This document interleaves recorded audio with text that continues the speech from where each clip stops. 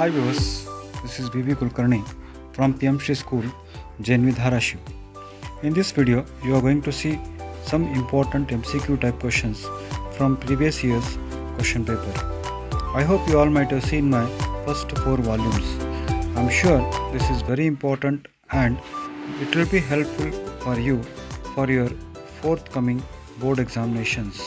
It is from old CBSE question papers and it is meant for class 10th mathematics students. From the pre-board examination, compartment examination question papers of 2021.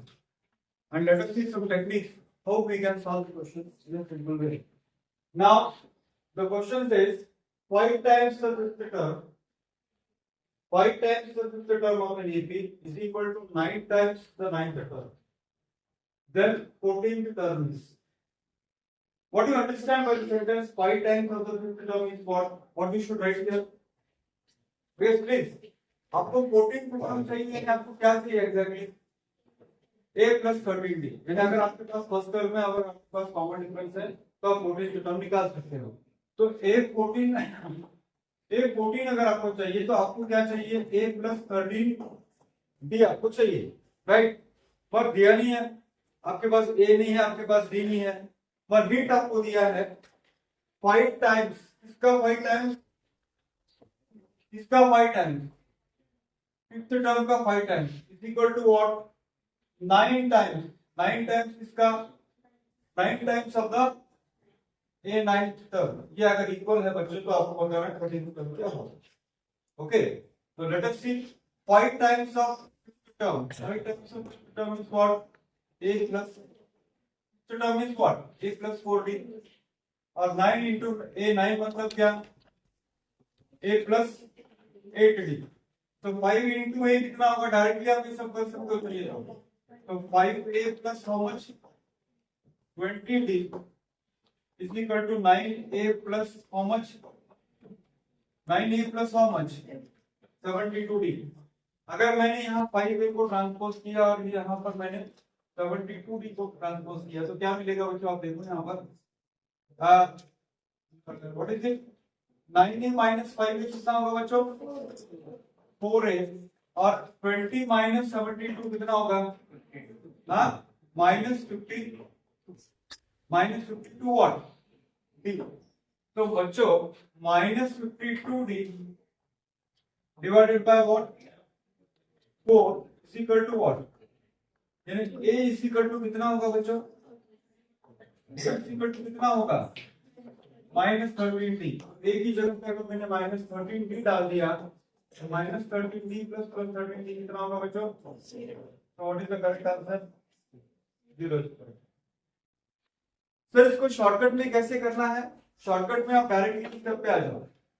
Shortcut में अगर देखिए 5 times of fifth term 9 times of ninth term अगर देते हैं तो directly आप क्या करो? 5a plus 20 लिख दो और ये डायरेक्टली करके इसको सॉल्व करो.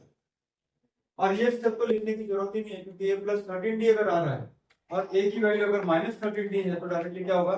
0 होगा. तो ओरली आपको करना है तो आप इस स्टेप से स्टार्ट कर सकते हैं. पर ये 2 मार्क के लिए अगर पूछते हैं तो आपको ये सारा डिटेल साफ होगा.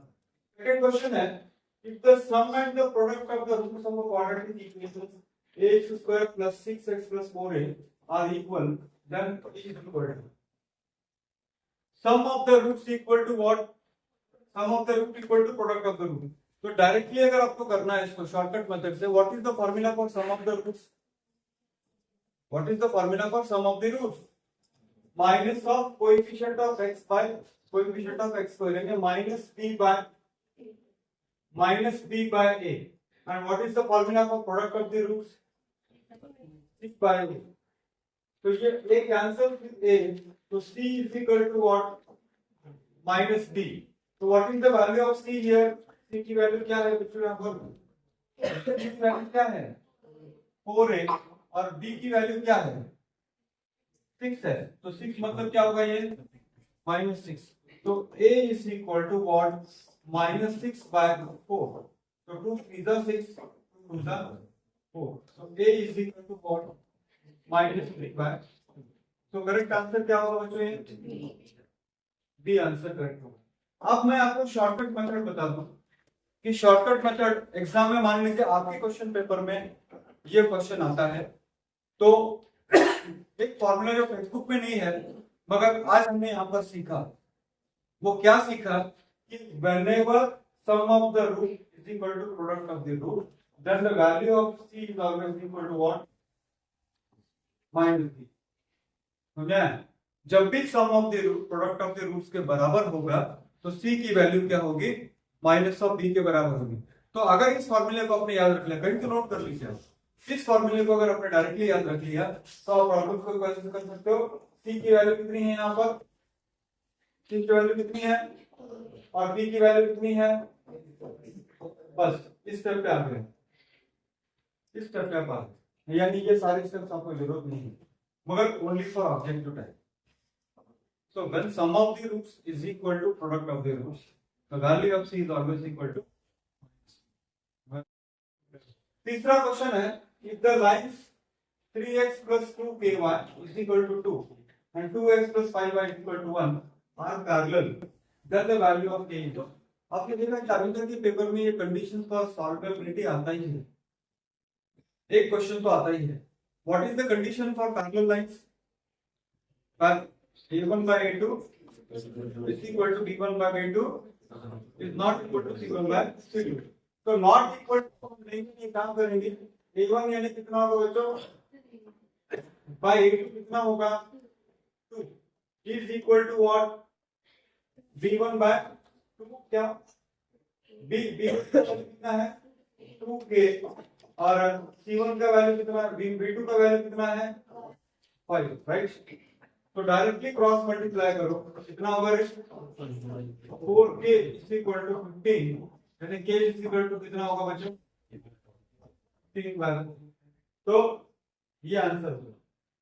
Sir is not equal to C1 by C2 आपने क्यों नहीं लिया? देखो यहाँ पर वैल्यू ऑफ k इज उन्होंने बोला है, k is not equal to b not equal to का साइन दिख रहा है क्या? तो लेके टाइम वेस्ट नहीं करना।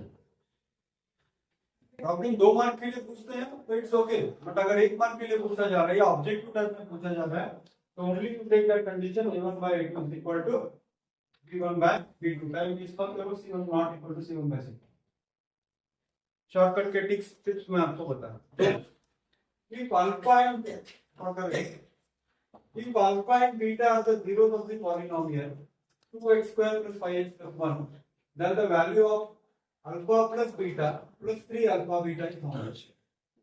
बच्चों तो आप ऐसे करोगे, अल्फा प्लस बीटा है सम ऑफ जीरोस होगा और अल्फा बीटा है क्या होगा? Product of zero. तो अल्फा प्लस बीटा का फॉर्मूला क्या है? अभी तो हमने किया था ऊपर माइनस बी बाय ए, तो माइनस बी बाय ए यानी माइनस बी बाय ए ये होगा ना, बी की वैल्यू इतनी है तो -5 by 2 plus 3 into alpha beta का वैल्यू क्या है? c by a। Sum of zeros मतलब alpha plus beta by alpha, sum of alpha plus beta मतलब सम ऑफ जीरोस, इसकी वैल्यू है minus of coefficient of x divided by coefficient of x square और product है alpha beta means constant of divided by coefficient of. Constant term क्या है यहाँ पर? क्या है? और ये का ये कोएफिशिएंट ऑफ x कितना है? तो इसको सॉल्व करोगे आपको -5 by 2 plus 3 by 2 what is the LCM here? ये तो एक्चुअली ओरली आपको कैलकुलेट करना आना चाहिए। तो ये क्या होगा? -2 by 2 तो कैलकुलेट कितना होगा बच्चों? -1 is the correct. Next question है, if a is equal to 2 raised to 4 into 3, b is equal to 2 raised to 3 into p square and c is into 5 sorry and c is equal to 3 raised to n into 5 square and LCM of ABC is 5 square into 3 raised to 4 into 2 raised to 4, then n is n की value कितनी होगी? आपको सिर्फ किसमें interest है? इसमें interest है। इसी में की इंटरेस्ट है। n कहां पर है हमारे पास? हमारे पास n किसके ऊपर है? 3 के ऊपर। यहाँ 3 कितनी बार है? यहाँ 3 कितनी बार है? 3 बार। तो यहाँ पर आपको क्या लगता है 3 कितनी बार? क्योंकि हमारे एलसीएम में 3 हमारे एलसीएम में 3 रेज़ टू 4 एलसीएम दिया है।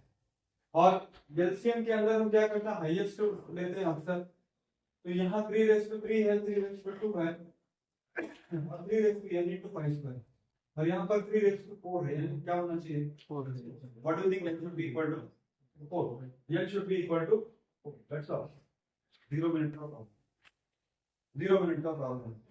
They try to find the LCM। उनको LCM नहीं पूछा मेरे भाई, उनको LCM नहीं पूछा है, उनको पूछा है कि n की वैल्यू क्या हो, और n की वैल्यू क्या होगी 4 होगी। मैं क्लियर? क्वेश्चन है in the following frequency distribution table, table दिया है, इसमें हाइट्स आपको दिए हैं। ओके, आपको पूछा है sum of upper limit of the modal class and the lower limit of the median class.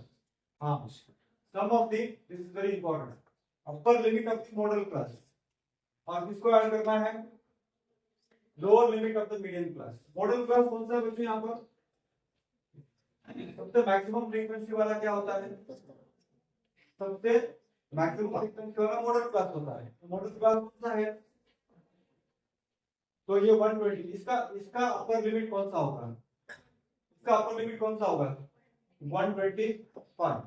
Okay, median class अगर आपको चाहिए तो 17 प्लस 12 कितना होता है 29 प्लस 13 कितना होता है 42 प्लस 8 कितना होता है 50।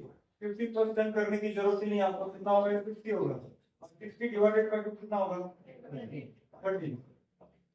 30 मींस कौन सा ऐसा है जो नजदीक आएगा, हाँ कौन सा क्यूमुलेटिव फ्रीक्वेंसी नजदीक आएगा 42 नजदीक आएगा। तो इसका कौन सा पूछा आपको, लोअर लिमिट। इसका लोअर लिमिट कितना है तो 130। कितना होगा दोनों मिलाकर, कितना होगा तो 55। 130 प्लस 125 इज इक्वल टू 255। यहाँ पर दो बातें आपसे चेक किया जा रहा है कि क्या बच्चे को मीडियन पता है, क्या बच्चे को मोड पता है। अगर पता है तो उसका दोनों का लोअर लिमिट और अपर लिमिट है। इसका आप अलग से उसको कैलकुलेट मत करो median, lower limit plus upper limit आपको पूछे। Am I right? Questions are simple, थोड़ा सा दिमाग आपको यूज करना है, क्वेश्चन पढ़ो ढंग से। जैसे मैं आपको हर क्वेश्चन क्या करता हूँ, एक बार पढ़ता हूँ और आपको एक्सप्लेन करता हूँ। वैसा सीबीएसई आपको 15 मिनट का समय देती है पढ़ने के लिए, तो आप उस समय उसको पढ़ो और पढ़ के उसको सॉल्व।